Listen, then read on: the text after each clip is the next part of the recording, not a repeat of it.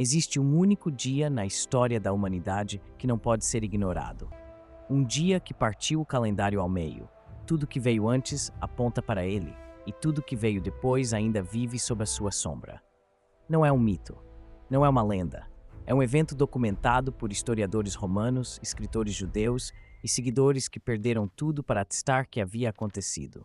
É o dia em que um homem morreu numa cruz de madeira, nas colinas ao redor de Jerusalém, na primavera do ano 33 da nossa era. Mas aqui está o problema.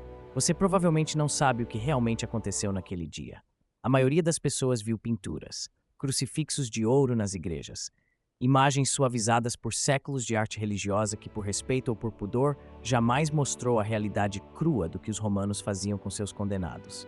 A realidade era diferente. Era brutal. Era calculada para ser a morte mais lenta, mais humilhante e mais dolorosa que a mente romana conseguia projetar. E no centro de tudo isso estava um homem chamado Jesus de Nazaré, filho de carpinteiro, rabino itinerante, que havia passado 3 anos percorrendo a Galiléia e a Judéia, proclamando uma mensagem que dividiu uma nação. Ele era o Messias, o Filho de Deus. E naquela manhã de sexta-feira, enquanto o sol nascia sobre os montes da Judéia, ele caminhava em direção à morte. Imagine o cenário por um momento. Jerusalém em Passover, a Páscoa judaica. A cidade normalmente abrigava cerca de 80 mil habitantes, mas nos dias da festa essa população explodia para algo entre 250 mil e 300 mil peregrinos, vindos de toda a diáspora, do Egito, da Síria, da Babilônia, de Roma. As ruas estreitas transbordavam. O cheiro de animais, bois, ovelhas, pombos destinados ao sacrifício no templo, misturava-se ao odor de suor humano, de comida sendo preparada nas casas, de perfume e de incenso. Os mercadores gritavam, as crianças corriam, os sacerdotes marchavam com suas vestes brancas imaculadas. E por entre tudo isso, uma procissão macabra se movia em direção às portas da cidade. Fique com a gente até o final, porque o que você vai descobrir nesse documentário vai mudar para sempre a maneira como você entende aquele dia. Vamos mergulhar na história, na medicina, na arqueologia e na teologia para revelar cada detalhe do evento que dividiu a história da humanidade ao meio. O contexto: Jerusalém no ano 33 do Sul. Para entender o que aconteceu naquela sexta-feira, você precisa primeiro entender o mundo em que ela aconteceu. O Império Romano no ano 33 do Sul estava no auge de seu poder. O imperador Tibério, 74 anos de idade, governava a partir de sua vila na ilha de Capri, cada vez mais recluso e paranoico, deixando o poder de Roma nas mãos de seus prefeitos e governadores espalhados pelas províncias. A Judéia era uma dessas províncias, pequena, turbulenta, religiosamente intensa e permanentemente à beira da revolta.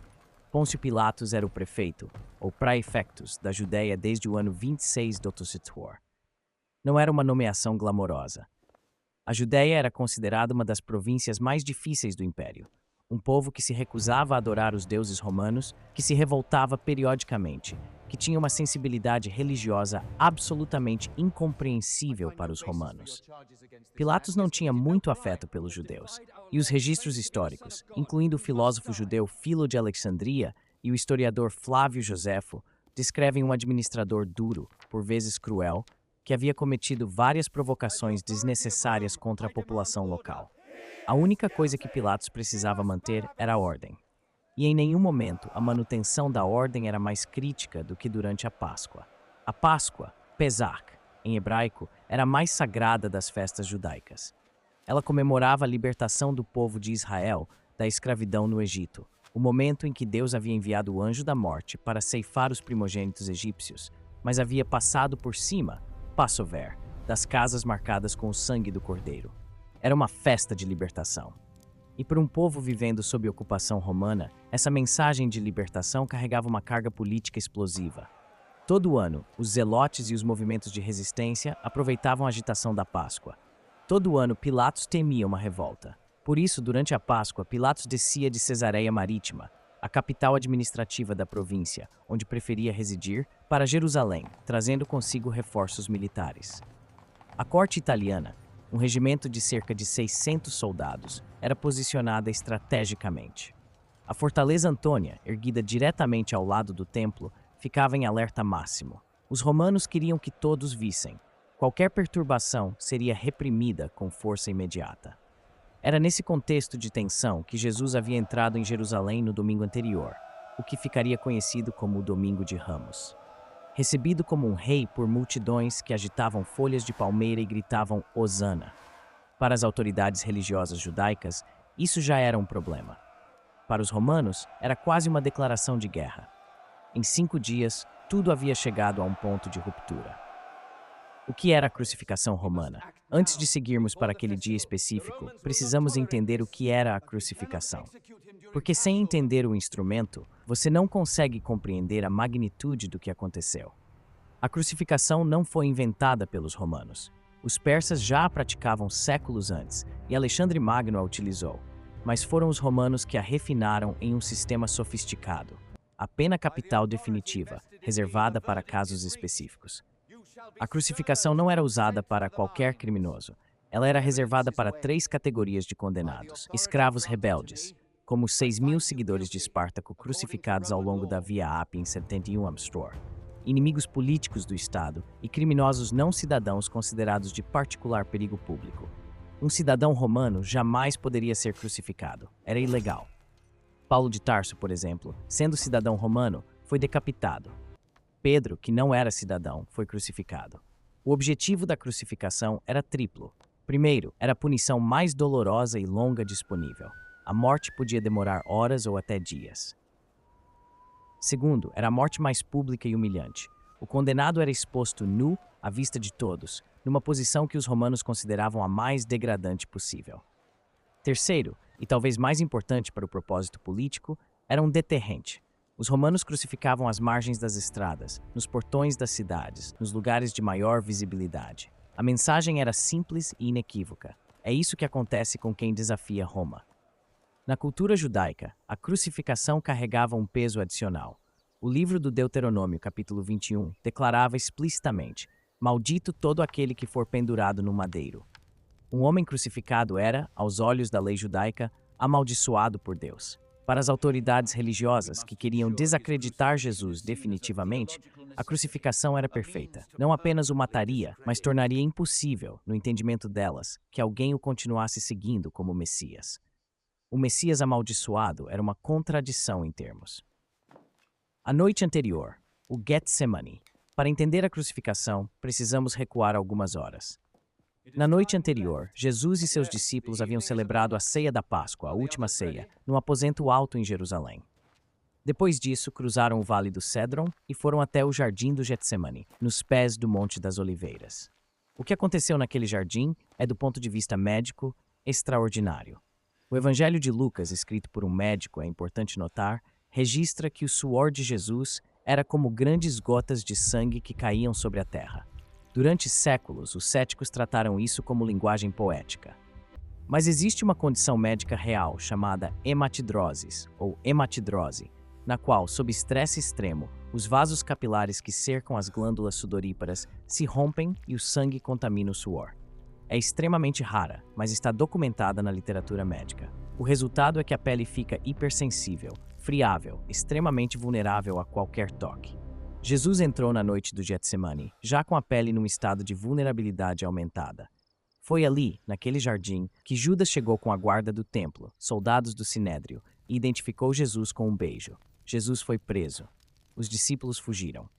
Pedro, numa demonstração de coragem que duraria pouco, seguiu à distância até o pátio do sumo sacerdote, onde poucas horas depois negaria conhecer Jesus 3 vezes antes do galo cantar.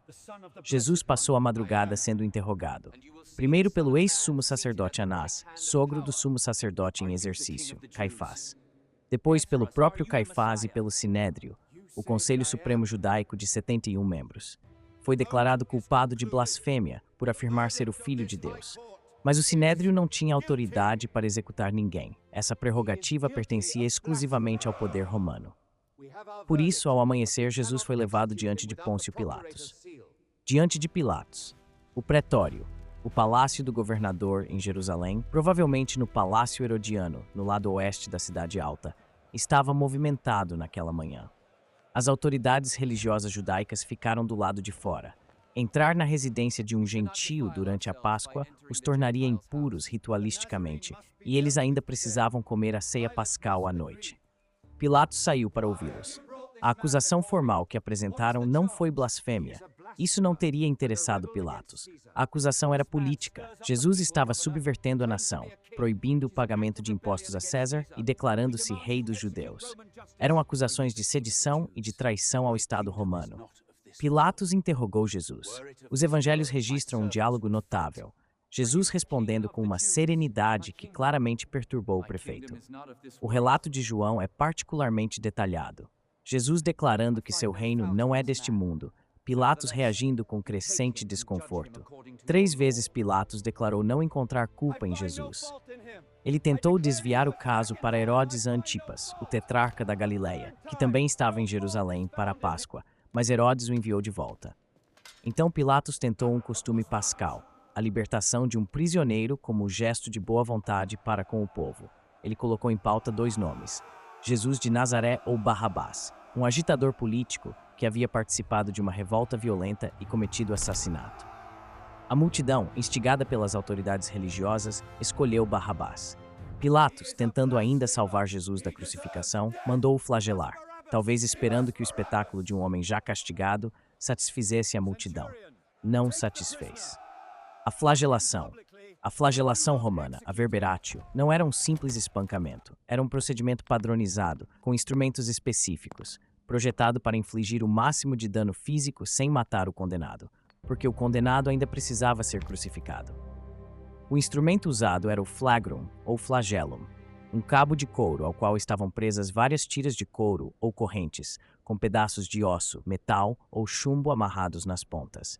Era chamado pelos romanos de ascórpio, o escorpião, e o nome era preciso. O condenado era despido e amarrado a um poste ou coluna, os braços acima da cabeça, as costas expostas. 2 soldados, chamados lictores, alternavam os golpes, um de cada lado. Não havia número padronizado de golpes. Na lei romana, ao contrário da lei judaica, que limitava a 40 golpes e por segurança era aplicada no máximo 39, o flageladão romano não tinha limite fixo. A quantidade era determinada pelo oficial comandante. Cada golpe do flagrum rasgava a pele. As peças de metal e osso nas pontas penetravam fundo no tecido subcutâneo e, com o movimento de recuo do golpe, puxavam pedaços de carne. Depois de vários golpes, as costas deixavam de ter forma humana reconhecível. Era uma massa de tecido dilacerado, expondo músculos, subcutâneo, às vezes costelas. O relato clínico da morte de Jesus, publicado pelo Journal of the American Medical Association em 1986, baseado numa análise forense detalhada dos evangelhos, descreve a flagelação como tendo causado hipovolemia severa, perda maciça de sangue, que deixaria o condenado em estado de choque circulatório inicial. Depois da flagelação, os soldados, aparentemente com permissão para zombar do rei dos judeus, colocaram em Jesus um manto de púrpura. Trançaram uma coroa de espinhos, provavelmente do Ziziphus spina Christi, comum na região, com espinhos de 4 a 5 centímetros, e a encaixaram na cabeça. Depois a pressionaram com uma vara. Os espinhos penetraram o couro cabeludo, uma região ricamente vascularizada, causando sangramento imediato e dores que irradiavam pela região inervada pelo nervo trigêmeo, o nervo que inerva toda a face. Pilatos então apresentou Jesus à multidão do lado de fora, num gesto que ficou imortalizado na frase latina, Ecce homo, eis o homem. Era um espetáculo humilhante, calculado, mas a multidão não cedeu. Os chefes dos sacerdotes e os guardas gritaram, crucifica-o! E quando Pilatos ainda hesitou, eles lançaram a ameaça definitiva. Se você soltar esse homem, não é amigo de César. Todo aquele que se faz rei está contra César. Era o golpe final. Um relatório de inimizade a César, a acusação de lesa majestas, podia destruir a carreira de um prefeito e, dependendo do humor de Tibério, custar-lhe a própria vida. Pilatos cedeu, sentou no bema, o tribunal de pedra, e proferiu a sentença. Jesus seria crucificado. O caminho para o Gólgota. Existia um protocolo preciso para a procissão até o local da execução. O condenado, ou os condenados, pois naquele dia havia pelo menos 3, era obrigado a carregar o patibulum. Não a cruz inteira, como as pinturas medievais mostram, mas apenas o braço horizontal da cruz. A viga vertical, o stips, ficava permanentemente fincada no local de execução. O patibulum pesava entre 35 e 60 kg, dependendo do tipo de madeira. O fardeal era amarrado aos ombros e braços do condenado, que marchava curvado sob o peso. Para alguém que havia sofrido flagelação severa, Com as costas dilaceradas, em estado de hipovolemia, desidratado, carregar esse peso era um tormento calculado. A cada passo, a madeira áspera pressionava contra o tecido cru das costas. O equilíbrio era precário. Uma queda podia ser fatal por si só. A procissão seguia uma rota pública, deliberadamente pelas ruas mais movimentadas da cidade. Porque esse era o ponto. A crucificação começava antes da cruz. Começava no momento em que o condenado saía do pretório, envolto em vergonha, carregando o instrumento de sua própria morte, exibido como um troféu do poder romano para todos que tivessem olhos para ver. Na frente marchava um soldado carregando títulos, uma placa com acusação escrita. No caso de Jesus, Pilatos havia insistido num texto específico em 3 línguas, hebraico, latim e grego, para que todos de qualquer nação pudessem ler. As palavras eram Jesus de Nazaré, o rei dos judeus. Os chefes dos sacerdotes protestaram, queriam que estivesse escrito que disse ser rei dos judeus. Pilatos, talvez com um prazer seco, recusou. O que escrevi, escrevi. O Evangelho de João registra que Jesus saiu carregando seu próprio patibulum. Os outros evangelhos registram que, em algum ponto do caminho, os soldados obrigaram um homem chamado Simão de Cirene, que chegava do campo, provavelmente voltando do trabalho matinal, a carregar a cruz. Cireneu, proveniente de Cirene, na Líbia, onde havia uma grande comunidade judaica, estava em Jerusalém para a Páscoa. E de repente, sem que pedisse ou esperasse, seus braços estavam sob o peso da cruz de Jesus. O motivo da substituição é provavelmente médico. Jesus havia colapsado, provavelmente pela primeira vez, sob o peso do patibulum. O estado de hipovolemia causado pela flagelação, combinado com a hematidrose da noite anterior e o cansaço de uma noite inteira sem dormir sendo interrogado, estava levando seu corpo ao limite. Os soldados precisavam que ele chegasse vivo ao Gólgota. Um condenado morto a caminho da cruz era a negação do propósito de todo o procedimento. O Evangelho de Lucas registra algo que frequentemente passa despercebido nessa narrativa. Havia mulheres ao longo do caminho que choravam por Jesus. E ele, mesmo naquele estado, mesmo carregando o peso físico e o peso de tudo que estava por vir, parou e falou com elas. Disse que não chorassem por ele, mas por si mesmas e por seus filhos, pois dias difíceis viriam para Jerusalém. Uma profecia que se cumpriria com precisão devastadora em 70 Doplostio, quando o general romano Tito destruiria a cidade, derrubaria o templo e massacraria a população. O Gólgota, o nome em aramaico era Gúgulta, em latim Calvário, daí Calvário. A tradução, lugar da caveira, ou lugar do crânio. Por que esse nome? Os estudiosos debatem. Alguns sugerem que era porque crânios eram encontrados ali, num local de execução frequente. Outros argumentam que a formação rochosa do lugar lembrava a forma de um crânio. Havia crânios naturais na pedra calcária. Uma tradição cristã mais antiga e teologicamente rica sugeria que o próprio crânio de Adão estava enterrado ali, tornando o Gólgota o lugar onde a morte entrou no mundo e agora o lugar onde ela seria derrotada. Arqueologicamente sabemos onde fica. Hoje está dentro da Basílica do Santo Sepulcro, no coração da cidade velha de Jerusalém, o que surpreende muitos visitantes que esperam encontrá-lo fora das muralhas. Mas as muralhas atuais datam do período otomano, século XVI. As muralhas do século Pinhas estavam em outro lugar, e análises arqueológicas confirmam que o local da atual basílica estava fora das muralhas da cidade na época de Jesus, exatamente como o Evangelho de João descreve. O local onde Jesus foi crucificado ficava perto da cidade. Fisicamente, o Gólgota era uma elevação rochosa de pedra calcária, visível de longe, numa área de pedreiras antigas. Era um lugar de passagem, próximo à via que levava ao norte, o que tornava as execuções ali um espetáculo máximo para os viajantes. Tinha um jardim próximo, com um túmulo escavado na rocha, usado para o sepultamento posterior. Era pouco antes de meio-dia quando chegaram. A crucificação. Os detalhes médicos e históricos. O que acontece quando um homem é crucificado? Esta é uma pergunta que a medicina moderna respondeu com precisão, e as respostas são perturbadoras. O condenado era deitado no chão. O patibulum era colocado sob seus ombros. Os soldados localizavam o ponto de inserção dos pregos, não as palmas das mãos, como as pinturas medievais retratam, mas o pulso, mais especificamente, a região chamada de espaço de Distot, entre os ossos do pulso. As palmas simplesmente não suportariam o peso do corpo. A carne rasgaria e o condenado cairia. Os pulsos, com sua estrutura óssea, sustentam. Um prego quadrado de ferro com cerca de 15 a 18 centímetros de comprimento era introduzido nessa região. Quando atravessa o espaço de Destot, o prego inevitavelmente comprime ou secciona o nervo mediano, um dos principais nervos da mão, responsável pela sensação nos dedos e pelo controle muscular. O resultado é uma dor descrita pelos especialistas como parecida com um choque elétrico de alta voltagem disparando pelo braço e que persiste sem parar enquanto o condenado estiver vivo. As pernas eram então dobradas e um único prego, mais longo, atravessava ambos os calcâneos. Em 1968, arqueólogos descobriram em Jerusalém o primeiro esqueleto humano confirmado de uma vítima de crucificação romana, um homem chamado Yohanan, cujo osso do calcanhar ainda tinha o prego de ferro cravado. O prego havia batido no nó da madeira e se dobrado, impossibilitando sua remoção. A evidência arqueológica confirmava o que os textos descreviam.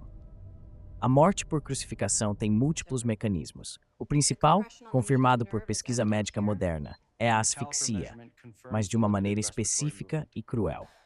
Na posição crucificada, o diafragma está numa posição forçada, que torna a expiração quase impossível sem esforço muscular ativo. Para expirar, para soltar o ar dos pulmões, o condenado precisa empurrar os pés contra o prego e erguer o corpo. Cada respiração requer esse esforço agônico que pressiona os pés feridos contra o prego, esfrega as costas dilaceradas contra a madeira áspera.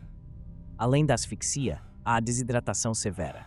O sol de primavera em Jerusalém, entre 10 e 13 horas, é forte, e o condenado está exposto sem sombra. Há o choque circulatório progressivo causado pela perda de sangue. Há a ruptura muscular causada pelo peso do corpo pendurado pelos braços em ângulo. Há a dor neuropática contínua dos pregos. Há a humilhação pública. O condenado estava nu, numa posição que os romanos haviam calculado para ser a mais degradante possível. A morte por crucificação, sem intervenção, demorava entre 6 horas e 3 dias. Os romanos podiam acelerá-la quebrando as pernas do condenado com uma massa, o cruri fragium, o que impedia que o condenado se erguesse para respirar, levando a asfixia rápida.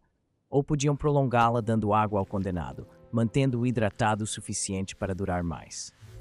As 7 palavras da cruz. Os 4 evangelhos, em conjunto, registram 7 frases ditas por Jesus durante as horas que passou na cruz. Teólogos as chamam de as 7 últimas palavras de Jesus. Mas considere o contexto físico de cada uma. Um homem em asfixia progressiva, precisando empurrar os pés contra pregos e erguer o corpo a cada vez que queria falar. Cada palavra era conquistada com sofrimento. A primeira: Pai, perdoa-lhes, pois não sabem o que fazem. Lucas 23, 34. Jesus disse isso logo que foi crucificado, enquanto os soldados ainda pregavam seus membros e dividiam suas roupas por sorteio, não depois de horas de reflexão, imediatamente. O perdão como primeira resposta à maior injustiça. A segunda: em verdade te digo, hoje estarás comigo no paraíso. Lucas 23, 43. Um dos 2 criminosos crucificados ao lado de Jesus. Os evangelhos os descrevem como lestai, que pode significar ladrões ou salteadores, talvez até rebeldes políticos. Havia começado a zombar de Jesus, repetindo a zombaria da multidão. Se és o Cristo, salva-te a ti mesmo e a nós. Mas o outro criminoso o repreendeu. Nós recebemos o justo castigo por nossos crimes, mas este homem não fez nada de errado. E então, voltando-se para Jesus com uma fé que desafia a racionalidade, pedir a um homem crucificado morrendo que se lembrasse dele em seu reino, disse: Jesus, lembra-te de mim quando entrares no teu reino. A resposta de Jesus foi imediata, incondicional e no tempo presente. Hoje. A terceira: mulher, eis o teu filho, eis a tua mãe. João 19, 26, 27. Havia mulheres ao pé da cruz. Todas as mulheres naquele contexto romano onde a crucificação era o ápice da degradação pública que ficaram. Maria, a mãe de Jesus, Maria Madalena, outras Marias, e o discípulo amado, identificado pela tradição como João. Jesus, vendo sua mãe e João, confia um ao cuidado do outro. Um momento de cuidado filial no meio do horror, e um detalhe que os estudiosos tomam como evidência da historicidade do relato. Um escritor inventando a história dificilmente incluiria o detalhe de Jesus preocupado com o cuidado prático de sua mãe enquanto morria. A quarta: Deus meu, por que me abandonaste? Mateus 27, 46, Marcos 15, 34. Jesus gritou isso em aramaico: Eli, Eli, lama sabachthani, por volta do meio-dia, após 3 horas de escuridão que cobria a terra. Essa frase chocou e continua chocando. Mas qualquer judeu presente reconheceria imediatamente. São as primeiras palavras do Salmo 22, escrito por Davi cerca de 1000 anos antes. Um salmo que começa com abandono e termina em triunfo, e que descreve, com precisão perturbadora, a cena da crucificação. Fugiram-me todas as minhas forças, todos os meus ossos estão deslocados, perfuraram minhas mãos e meus pés, dividem entre si as minhas vestes e tiram à sorte as minhas roupas. Escrito séculos antes de a crucificação existir como prática. A quinta, tenho sede. João 19, 28. A desidratação no estado físico de Jesus naquele momento era severa. Mas João registra algo específico. Jesus disse isso para que a escritura se cumprisse. Uma referência ao Salmo 69, 21. Deram-me fiel para minha comida e para minha sede me deram vinagre para beber. Um soldado embebeu uma esponja em posca, uma mistura de água e vinagre que os soldados romanos carregavam, e ergueu numa haste de hisopo. Jesus bebeu. A sexta, consumado é. João 19:30, em grego, tetelestai. Uma única palavra grega carregada de um peso extraordinário. No mundo comercial romano-helenístico, tetelestai era escrito nos recibos de dívidas quitadas. Significava, a dívida está paga, integralmente, não se deve mais nada. No mundo sacrificial judeu, era a declaração do sacerdote quando o sacrifício havia sido completamente consumado. Jesus não gritou acabou no sentido de rendição. Gritou está concluído, a missão está completa, a obra está feita, o pagamento está realizado. A sétima, Pai, nas tuas mãos entrego o meu espírito. Lucas 23:46, as últimas palavras. Uma citação do Salmo 31:5. Jesus morreu como viveu, em oração, em confiança, com as escrituras na boca. E Lucas registra que foi uma morte ativa. Disse isso e expirou. Não foi arrebatado pela morte, entregou. A escuridão do meio-dia. Os 4 evangelhos e o historiador romano Júlio Africano registram que do meio-dia até as 3 da tarde, às 3 horas finais da crucificação, uma escuridão cobriu toda a terra. Este é um dos detalhes que os céticos frequentemente descartam e os crentes frequentemente romantizam. Mas a história é mais interessante do que ambos os lados supõem. Primeiro, era Páscoa. A Páscoa judaica acontece sempre na lua cheia, o 15º dia do mês de Nisan pelo calendário lunar. Isso é crucial, porque significa que um eclipse solar é fisicamente impossível naquele momento. Eclipses solares ocorrem apenas na lua nova, não na lua cheia. O que quer que tenha escurecido o céu naquele dia não foi um eclipse. O historiador romano Flegonte de Tralles, escrevendo no século II, menciona uma grande escuridão que ocorreu na Judéia durante o reinado de Tibério, e que também ocorreu um terremoto.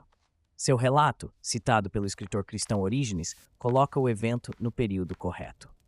Tertuliano, apologista cristão do final do século II, chegou a desafiar seus leitores romanos a consultarem os registros de Pilatos no arquivo do Império, sugerindo que havia documentação oficial do evento. O terremoto registrado pelos evangelhos, Mateus menciona um terremoto no momento da morte de Jesus, também tem respaldo geológico. A região da Judéia está sobre uma zona de falha ativa, a Falha do Jordão, parte do sistema do Vale do Rift africano. Terremotos são comuns ali. Um estudo geológico publicado em 2012 no International Geology Review, de autores da Universidade de Stuttgart, analisou sedimentos do Mar Morto e identificou evidências de um terremoto significativo na região por volta de 2636 Deathstor, o que inclui o período da crucificação. O véu do templo. Mateus, Marcos e Lucas registram um detalhe específico que aconteceu no momento da morte de Jesus. O véu do templo se rasgou de cima a baixo. Para entender a magnitude desse evento, você precisa entender o que era o véu. O Templo de Herodes, o grande templo reconstruído e expandido por Herodes, o Grande, que era a glória de Jerusalém, tinha uma série de recintos progressivamente mais sagrados. No coração do templo estava o lugar santíssimo, o Kodesh HaKodashim, o local onde a presença de Deus habitava, onde ficava a Arca da Aliança. Era tão sagrado que apenas o sumo sacerdote podia entrar, apenas uma vez por ano, no dia do perdão, o Yom Kippur, após rituais purificatórios específicos. Um sumo sacerdote que entrasse em estado de impureza morria instantaneamente, segundo a crença. Por isso, diz a tradição, era prática amarrar uma corda em seu tornozelo para que pudesse ser puxado para fora caso colapsasse, pois ninguém mais poderia entrar para buscá-lo. O véu que separava o lugar santo do lugar santíssimo era uma cortina monumental. O historiador Joséfo descreve-o como tendo a espessura de uma palma, 4 dedos, feito de babilônico linho de linho, escarlatina e púrpura. Filo de Alexandria descreve os padrões, representações do cosmos inteiro. As dimensões estimadas pelos estudiosos, aproximadamente 18 metros de altura por 9 metros de largura. Uma estrutura têxtil enorme, impossível de rasgar por força humana, e que, segundo o registro evangélico, se rasgou de cima a baixo, não de baixo para cima. O significado teológico é devastador em sua clareza. A barreira entre Deus e os seres humanos havia sido removida. O acesso ao lugar santíssimo, reservado a um único homem, uma única vez por ano, agora estava aberto. Para todos. A carta aos Hebreus, no Novo Testamento, elabora essa teologia. Jesus havia entrado no verdadeiro tabernáculo, não feito por mãos humanas, como sumo sacerdote de uma nova aliança, com seu próprio sangue como sacrifício. Os sacerdotes que estavam no templo naquela tarde viram o véu rasgar. Segundo Atos 6:7, um grande número de sacerdotes obedecia à fé. Muitos dos sacerdotes que serviram depois da crucificação se tornaram seguidores de Jesus. O que eles viram naquele momento certamente contribuiu. Os detalhes forenses: lança, sangue e água. A morte de Jesus foi mais rápida do que era costume. Pilatos ficou surpreso quando José de Arimateia veio pedir o corpo. Esperava que Jesus levasse mais horas para morrer. Os soldados foram verificar.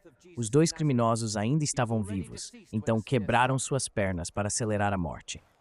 Quando chegaram a Jesus, ele já havia morrido. Para confirmar a morte, um soldado introduziu uma lança no lado, entre as costelas.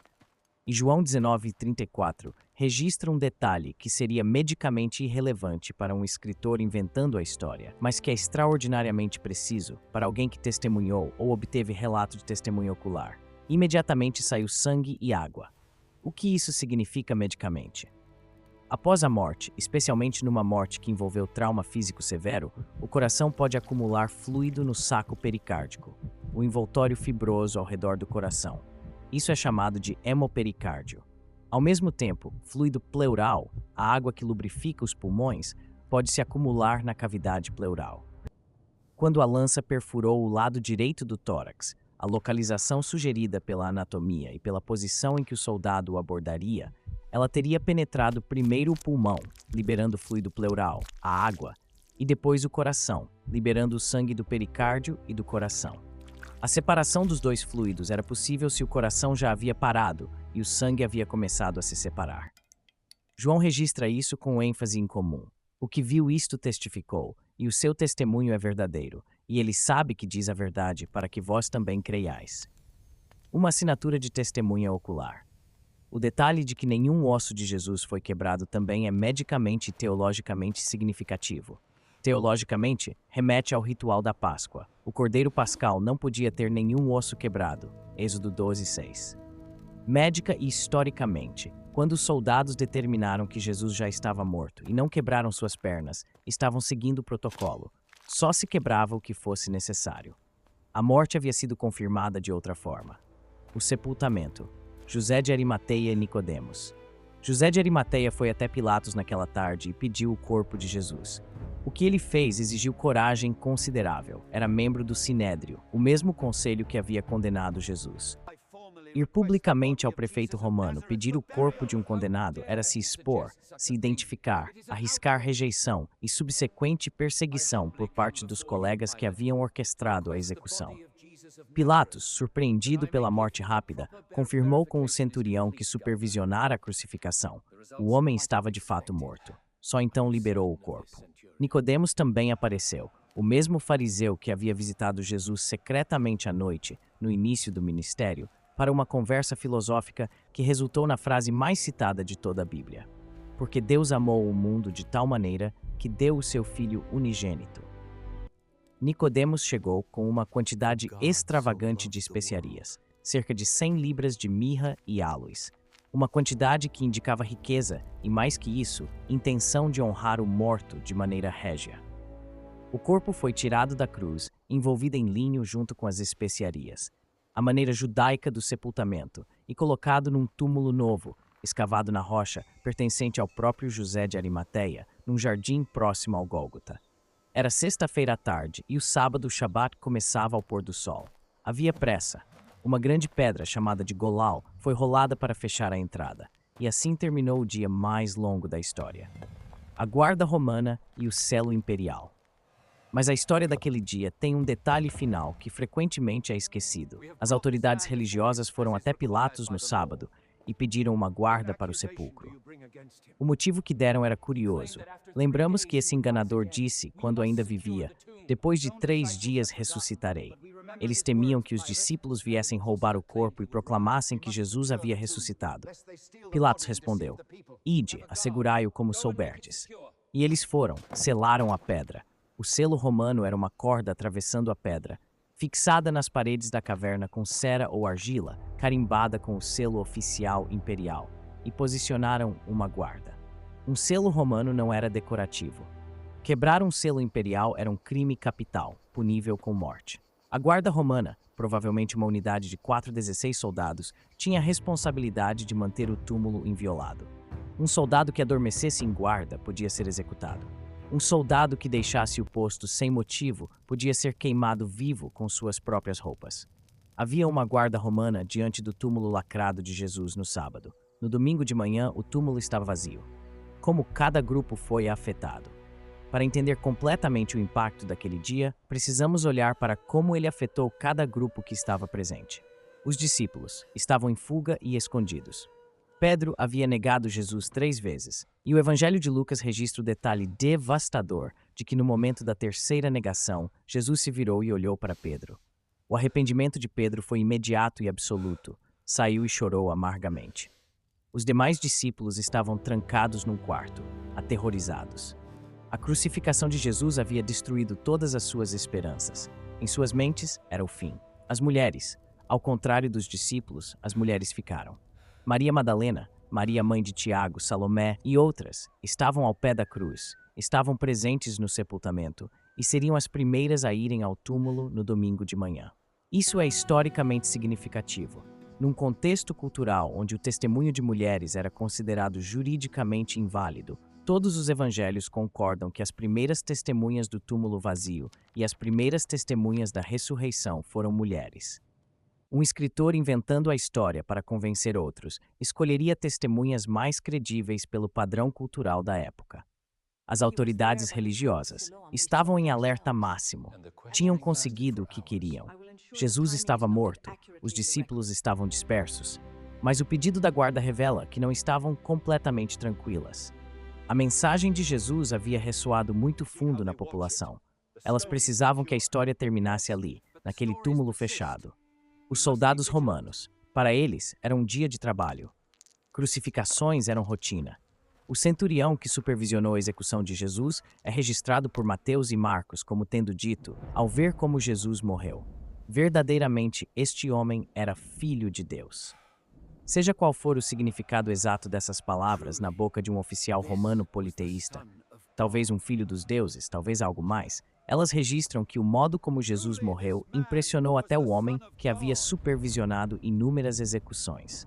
O povo comum de Jerusalém. Os evangelhos registram que, após a morte de Jesus, a multidão que se havia reunido para ver esse espetáculo, vendo o que acontecera, voltava para casa batendo no peito. Era um gesto de luto e consternação.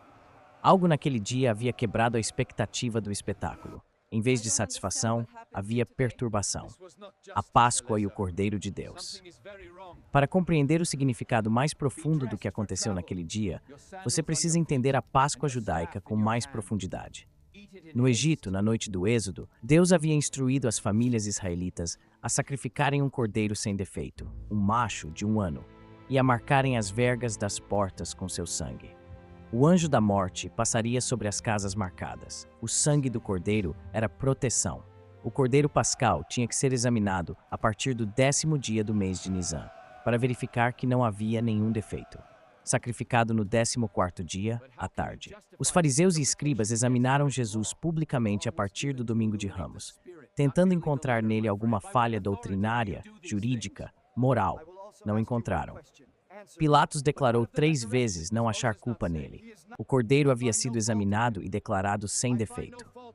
O sacrifício dos cordeiros pascais no templo acontecia na tarde da Sexta-feira Santa. O Evangelho de João, que organiza sua narrativa com precisão cronológica, registra que Jesus foi condenado à crucificação por Pilatos na preparação da Páscoa, por volta da hora sexta, meio-dia. As horas seguintes, enquanto Jesus estava na cruz, eram as horas em que os sacerdotes estavam no templo, sacrificando os cordeiros pascais. Eis o Cordeiro de Deus, que tira o pecado do mundo, havia dito João Batista ao ver Jesus pela primeira vez. A coincidência, se é que se pode chamar assim, é de uma precisão que gela. As profecias cumpridas. Nenhuma análise do dia da crucificação seria completa sem examinar as profecias que os cristãos veem cumpridas naquele evento. Porque a questão não é menor. Existem textos escritos séculos antes, em alguns casos, mais de 1000 anos antes, que descrevem com precisão perturbadora o que aconteceu naquele dia. O Salmo 22 é o mais impressionante, escrito por Davi por volta de 1000 a.C. Começa com as palavras que Jesus citaria da cruz. Meu Deus, por que me abandonaste? E então descreve, sou um verme, não um homem, motivo de vergonha e desprezo do povo. Todos os que me veem zombam de mim. Isso era o público numa crucificação romana. Zombaria era esperada e encorajada. Continua. Muitos touros me cercaram, abriram suas bocas contra mim, como um leão que ruge e que lacera. Os touros e o leão eram imagens de poder e violência, o círculo de inimigos ao redor do condenado. E então, estou derramado como água e todos os meus ossos estão deslocados. Meu coração é como cera, derreteu-se dentro de mim. Isso é uma descrição precisa do choque circulatório, hipotensão, vasodilatação, colapso cardiovascular. O coração como cera é uma imagem que médicos identificam com a falência cardíaca. Minha força secou-se como um caco de barro e minha língua se apega ao meu paladar. A desidratação extrema. Tu me deitas no pó da morte. E então a estrofe que deixa os estudiosos atônitos. Pois cães me rodearam, um grupo de malfeitores me cercou, furam minhas mãos e meus pés. Em hebraico arcaico há um debate textual sobre essa tradução. Mas seja a leitura furam ou como um leão nas, o contexto é de um condenado com mãos e pés expostos à violência, cercado por inimigos. Contam todos os meus ossos, eles me observam e me fitam. Repartem entre si as minhas vestes, e sobre a minha roupa lançam sortes. Os soldados romanos fazendo exatamente isso. João registra com precisão que sortearam a túnica de Jesus, enquanto as roupas externas foram divididas. O Salmo 22 foi escrito entre 600 e 1000 anos antes da crucificação existir como prática, antes que os romanos tivessem inventado esse método de execução. Isaías 53 foi escrito por volta de 700 a.C. Descreve um servo que seria desprezado e rejeitado pelos homens, homem de dores e familiarizado com o sofrimento, que carregaria nossas doenças e seria ferido pelas nossas transgressões, que seria oprimido e aflito, mas não abriu a boca, como cordeiro levado ao matadouro, não abriu a boca, que foi cortado da terra dos viventes, que fez a sua sepultura com o rico.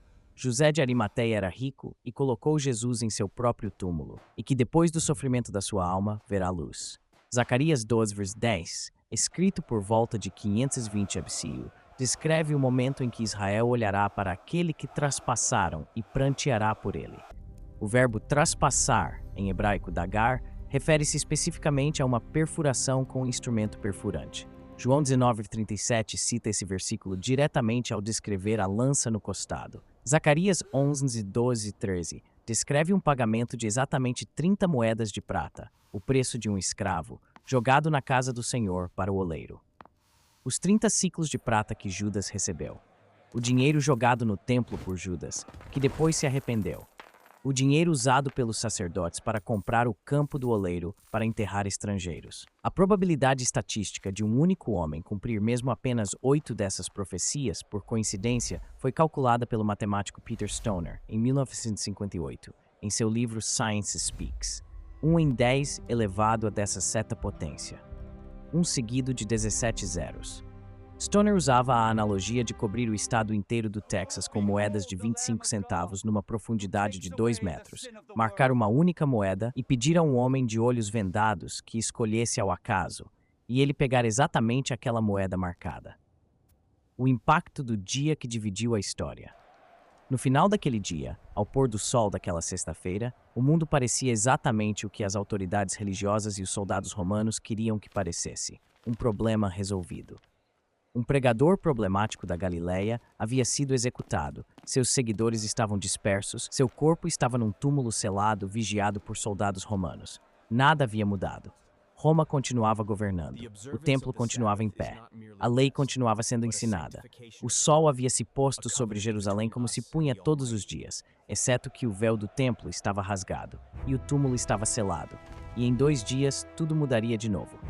Mas o que nos interessa neste documentário é o próprio dia, aquele sexta-feira de Nisan, ano 33. Porque mesmo sem a ressurreição, o que aconteceu naquele dia é um dos eventos mais documentados, mais analisados, mais debatidos da história humana. Escritores romanos, historiadores judeus, cartas e registros do século I, todos convergem no fato básico. Um homem chamado Jesus de Nazaré foi crucificado sob Pôncio Pilatos em Jerusalém durante o reinado de Tibério César. O historiador romano Tácito, escrevendo por volta do ano 110, menciona que Cristo, de quem os cristãos tiram o nome, foi executado durante o reinado de Tibério pelo procurador Pôncio Pilatos. Flávio Joséfo, historiador judeu do século V, menciona a morte de Jesus em 2 passagens, uma delas objeto de debate sobre interpolações cristãs posteriores, mas cujo núcleo é considerado autêntico pela maioria dos historiadores. Plínio, o jovem, governador romano da Bitínia no início do século II, escreve ao imperador Trajano, descrevendo os cristãos como pessoas que adoravam Cristo como um Deus. O debate histórico não é esse homem existiu e morreu numa cruz. Esse fato está tão bem documentado quanto qualquer evento do século I. O debate é sobre o que aconteceu depois. Encerramento. Tetelestai, consumado é. Essa palavra, gritada por Jesus na cruz, num esforço que deve ter custado tudo o que lhe restava de força, carrega 1000 anos de história dentro de si. É a palavra que os sacerdotes diziam quando o sacrifício estava completo. É a palavra que os mercadores escreviam quando uma dívida estava quitada. É a palavra que aparecia nos papiros egípcios de recibos, encontrados por arqueólogos. A dívida foi paga, não se deve mais nada. Para quem crê, o peso dessa palavra é incomensurável. Significa que tudo que separava o ser humano de Deus, toda transgressão, toda falha, toda dívida moral impossível de pagar, foi levado naquele dia para aquela cruz, e a sentença foi cumprida. O véu rasgado não foi coincidência, foi declaração. O acesso a Deus não depende mais de sacrifícios, de rituais, de intermediários humanos. Está aberto. Para todos. Para sempre. Para quem ainda está em dúvida, o convite deste documentário é simples. Não ignore aquele dia. Não o trate como parte da paisagem cultural que você já conhece sem realmente conhecer. Mergulhe nas fontes. Leia os evangelhos como os documentos históricos que são. Examine as profecias. Olhe para os detalhes médicos, arqueológicos, forenses. Pergunte por que aqueles homens e mulheres, que fugiram aterrorizados na quinta noite, saíram alguns dias depois proclamando publicamente a ressurreição de Jesus, sabendo que isso os tornava alvo de perseguição e morte. Algo aconteceu naquele jardim no domingo de manhã. Algo que transformou covardes em mártires, pescadores em teólogos, perseguidores em apóstolos. Algo que varreu o Mediterrâneo em poucas décadas e chegou até nós, 2000 anos depois, ainda perturbando, ainda questionando, ainda chamando por uma resposta. O dia que dividiu a história não terminou naquele pôr do sol de Nisan. Ele ainda está acontecendo em cada pessoa que se depara com a questão de quem era Jesus de Nazaré e o que sua morte significa. A questão é, o que você vai fazer com esse dia? Se este documentário tocou você de alguma forma, escreva nos comentários o que mais te impactou. Cada comentário, cada história compartilhada ajuda mais pessoas a encontrarem este conteúdo. Compartilhe com alguém que você sabe que precisa refletir sobre isso hoje. Curta o vídeo se você aprendeu algo novo e se inscreva no canal para não perder os próximos documentários, porque ainda há muito a descobrir sobre os momentos que moldaram a história e a fé da humanidade.